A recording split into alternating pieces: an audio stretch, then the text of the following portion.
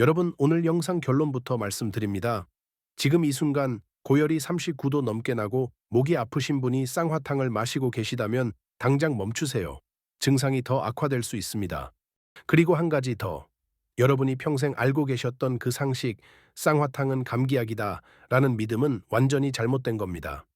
오늘 이 영상 하나로 쌍화탕에 대한 모든 오해를 싹 풀어드리겠습니다.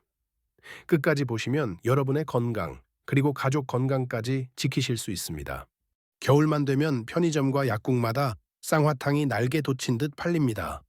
광동제약 자료에 따르면 약국 판매용 광동원탕만 2014년 기준 월 100만 병 이상 팔렸다고 하죠. 그만큼 우리 국민들에게 익숙한 건강 음료입니다. 그런데 여러분, 몸이 으슬으슬하고 감기 기운이 느껴질 때 습관처럼 쌍화탕부터 찾으시죠? 저도 그랬습니다. 어릴 적부터 감기에는 쌍화탕이라는 광고 문구가 뇌리에 박혀 있었으니까요. 하지만 이게 바로 우리가 수십 년간 속아온 가장 큰 오해입니다. 쌍화탕은 엄밀히 말해서 감기약이 아닙니다.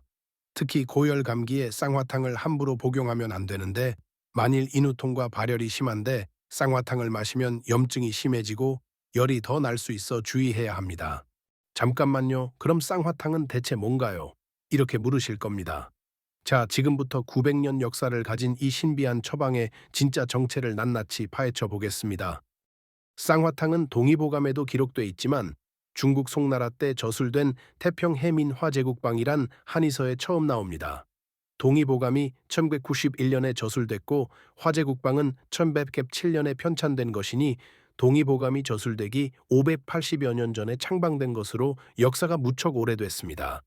그렇다면 이 오래된 처방, 원래 용도는 뭐였을까요? 화제국방에는 쌍화탕이 남자와 부인의 오로, 육극 칠상과 심신 모두 허한 것, 정혈과 기가 적어져서 허로하게 된 것을 치료한다고 기록되어 있습니다. 모든 뼈마디가 마르고 초췌하며 팔다리가 나른하고 한열이 왕래하고 기침하며 목이 건조하고 움직이면 숨이 차고 기가 딸리며 안색이 노랗고 조금이라도 사기에 저촉되는 바가 있으면 쉽게 다른 병이 되는 것을 치료한다고 했습니다. 여기서 중요한 키워드 하나를 짚고 넘어가겠습니다. 바로 허로입니다. 허로란 한의학 용어로 심신이 극도로 지쳐서 기력이 바닥난 상태를 말합니다. 쉽게 말해 완전히 녹초가 된 상태죠. 동의보감 잡병편 허로문에는 마음과 몸이 모두 피로하고 기혈이 모두 상하거나 방사를 한 후 일을 많이 하거나 일을 많이 한 후 방사를 하거나 큰 병을 앓은 후 허로가 되거나 기가 허하여 자한이 있는 증상을 치료한다고 기술되어 있습니다. 조선시대에는 어땠을까요? 재미있는 기록이 있습니다. 예전에 왕실에서 임금이 왕비 혹은 후궁과 동침한 다음 날 새벽 초조반상에 함께 내놓았던 약으로 쓰였을 만큼 성관계로 인하여 손상된 음기를 보하는 데 효과가 있다고 합니다. 왕실의 피로회복제였던 셈이죠. 그럼 쌍화탕이라는 이름은 무슨 뜻일까요? 쌍화의 쌍화는 기와 혈을 모두 화평하게 하는 처방이라는 의미로 정신적, 육체적 과로로 인해 나타나는 만성적인 피로와 병후 체력을 회복하는 데 활용됐습니다. 기와 혈, 즉 에너지와 영양을 동시에 보충해준다는 뜻입니다.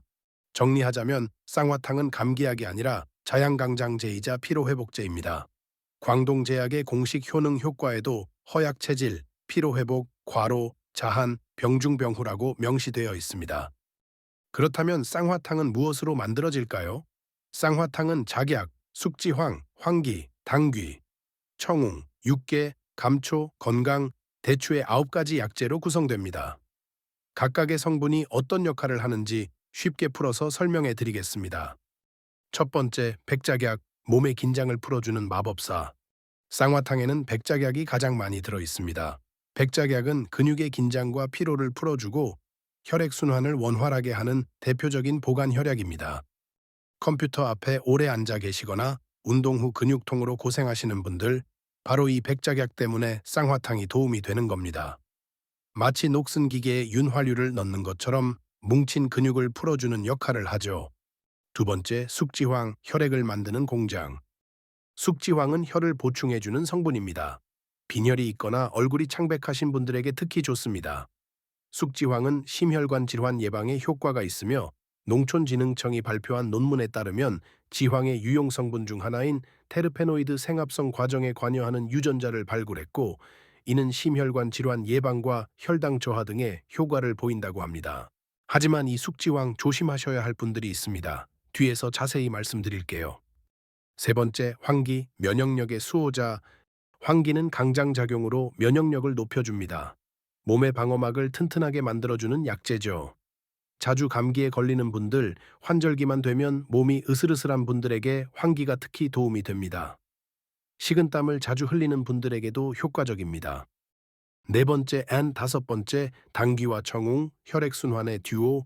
당귀와 청웅은 몸을 보하고 혈액순환을 개선해 몸에 활력을 더하는 효능이 있습니다. 손발이 차거나 저린 분들, 혈액순환이 잘 안 되는 분들에게 이 두 약재가 큰 역할을 합니다. 여섯 번째, 육개계피, 몸을 따뜻하게 하는 난로. 육개는 맵고 뜨거운 성질이 있어 기혈을 빠르게 순환시키는 효능이 있습니다. 겨울에 손발이 차가운 분들, 이 계피 성분 때문에 쌍화탕을 마시면 몸이 후끈해지는 겁니다. 위장의 기능을 활성화해서 소화도 돕습니다. 일곱 번째, 감초, 조화의 명약. 감초는 여러 약재의 맛과 효능을 조화시키고 해독 작용을 합니다. 하지만 이 감초, 고혈압 환자분들은 특히 주의하셔야 합니다. 뒤에서 자세히 다루겠습니다. 여덟 번째, 아홉 번째, 생강과 대추, 위장을 편안하게. 생강은 몸을 따뜻하게 하고 소화를 돕습니다. 대추는 뇌와 신경을 진정시켜 불면증, 불안 완화에 도움을 줍니다. 이 아홉 가지 약재가 모여서 하나의 완벽한 조화를 이루는 것, 그게 바로 쌍화탕입니다. 마치 오케스트라처럼 각자의 악기가 모여 하나의 아름다운 음악을 만드는 것처럼 말이죠. 그렇다면 쌍화탕은 언제 마시는 게 가장 좋을까요? 극심한 피로와 과로로 녹초가 됐을 때, 쌍화탕은 에너지와 영양 소모가 심했을 때 이것을 보충해서 체력을 정상화해주는 약이라고 보면 됩니다. 밤샘 업무로 지쳤을 때, 육아로 체력이 바닥났을 때, 시험 공부로 정신적으로 지쳤을 때, 이럴 때 쌍화탕이 진짜 힘을 발휘합니다. 큰 병을 앓고 난 회복기, 병중병후가 쌍화탕의 주요 효능 효과 중 하나입니다. 수술 후 회복기, 독감 후 기력 회복, 장기간 입원 후 체력 저하 등의 쌍화탕을 복용하면 회복 속도가 빨라집니다. 으슬으슬한 감기 초기, 단 고열이 아닐 때, 오한기가 있으면서 으슬거리는 감기 초기에는 효과적입니다. 몸이 으슬으슬하고 추운 느낌이 들면서 막 감기가 오려고 할 때, 이때는 쌍화탕이 도움이 될 수 있습니다. 하지만 주의하세요. 고열이 나는 감기에는 절대 금물입니다. 수족냉증과 혈액순환 장애, 손발이 차고 혈액순환이 잘 안 되는 분들에게도 쌍화탕은 좋습니다. 특히 겨울철 추운 날씨에 몸이 얼어붙는 느낌이 드시는 분들께 추천합니다. 식은땀과 자한 증상. 자한, 즉 정신이 멀쩡하고 움직이지도 않았는데 저절로 땀이 나는 증상에 쌍화탕이 효과적입니다. 밤에 자면서 식은땀을 많이 흘리는 분들, 특별한 이유 없이 땀이 나는 분들에게 도움이 됩니다. 자, 이제 가장 중요한 부분입니다. 집중해 주세요. 이 내용 때문에 오늘 영상을 만들었다고 해도 과언이 아닙니다. 금기사항 1. 고열이 나는 감기, 절대 금지. 여러분이 지금 39도가 넘는 고열에 시달리고 계시다면 쌍화탕은 절대 마시면 안 됩니다. 고열 감기에 쌍화탕을 함부로 복용하면 안 됩니다. 만일 인후통과 발열이 심한데 쌍화탕을 마시면 염증이 심해지고 열이 더 날 수 있어 주의해야 합니다. 쌍화탕은 면역 반응을 활발하게 하기 때문에 급성 염증 반응을 심화시키고 열을 조장할 수 있기 때문입니다. 쌍화탕의 성분들은 몸을 따뜻하게 하고 기운을 북돋는 약재들입니다.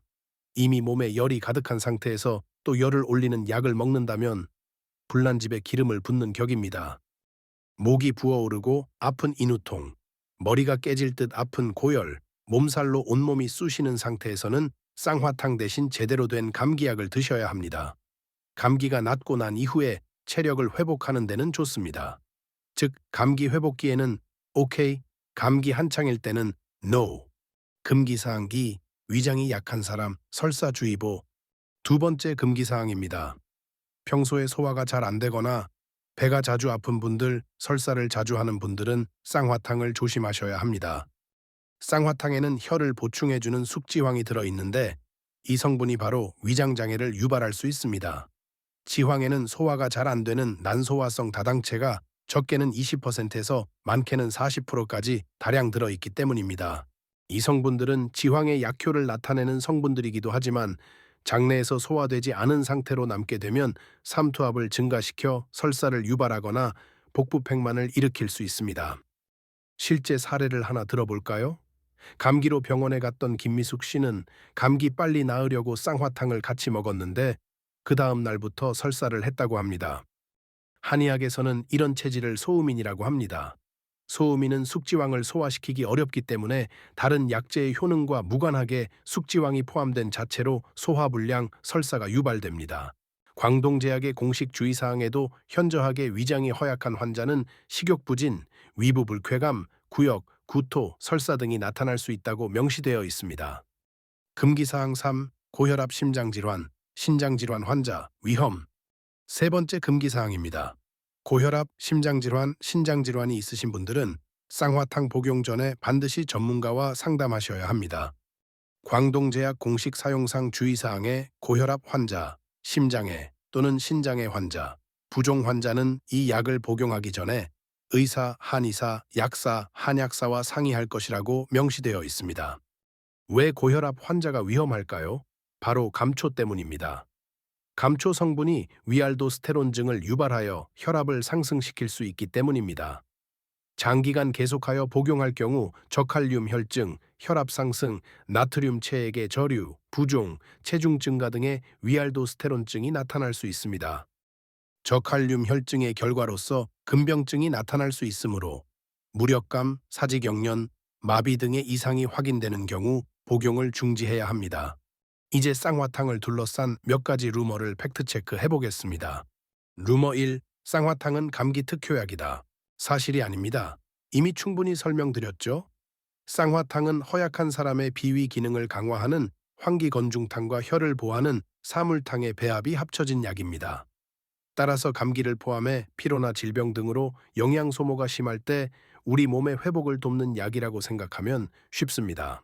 감기는 바이러스 감염입니다. 쌍화탕이 바이러스를 직접 죽이지는 않습니다. 다만 몸의 기력을 회복시켜 자연 치유력을 높이는 것이죠. 루머 T. 약국 쌍화탕이나 편의점 쌍화 음료나 똑같다. 완전히 다릅니다.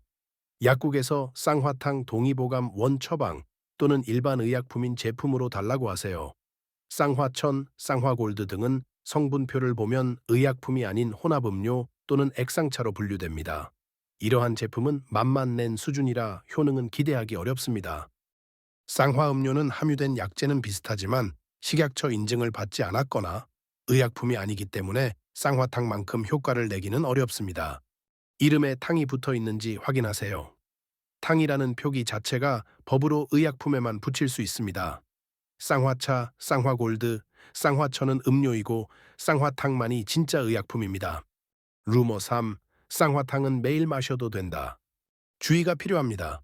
장기간 계속하여 복용하지 않는 것이 원칙이나 부득이 장기간 계속하여 복용할 경우에는 의사, 한의사, 약사, 한약사와 상의할 것이라고 명시되어 있습니다.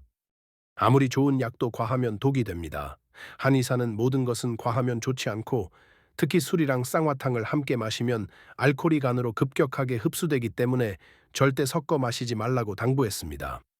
일반 의약품 쌍화탕의 용법 용량은 보통 성인 1회 1병을 1일 3회 식전 또는 식간에 복용하는 것입니다. 하지만 이건 어디까지나 제품에 표시된 기준입니다. 개인의 체질과 상태에 따라 달라질 수 있으니 불확실하시면 반드시 약사나 한의사와 상담하세요. 자, 오늘 영상 핵심만 다시 한번 정리해 드릴게요. 첫째, 쌍화탕은 감기약이 아니라 자양강장제입니다. 피로회복, 기력 증진, 병우 회복이 주된 목적입니다. 둘째, 고열 감기에는 절대 마시지 마세요. 오한이 있는 감기 초기에는 괜찮지만 39도 넘는 고열에는 오히려 독이 됩니다. 셋째, 위장이 약하거나 고혈압이 있으면 주의하세요. 숙지왕은 설사를 유발할 수 있고 감초는 혈압을 올릴 수 있습니다. 넷째, 약국에서 의약품 쌍화탕을 구입하세요. 편의점 음료는 맛만 낸 수준입니다. 다섯째, 장기 복용은 전문가와 상담하세요. 아무리 좋아도 과하면 해롭습니다. 900년 역사를 가진 쌍화탕, 제대로 알고 마시면 겨울철 건강 지킴이가 되어줍니다. 하지만 잘못 마시면 오히려 건강을 해칠 수 있습니다. 오늘 이 영상 여러분의 가족과 지인들에게 꼭 공유해 주세요. 잘못된 상식으로 건강을 해치는 분들이 한 명이라도 줄어들기를 바랍니다. 여러분의 건강한 겨울나기를 응원합니다. 영상이 도움되셨다면 구독과 좋아요, 알림 설정 꼭 부탁드립니다. 다음 영상에서도 여러분의 건강을 지키는 꿀팁으로 찾아뵙겠습니다. 감사합니다.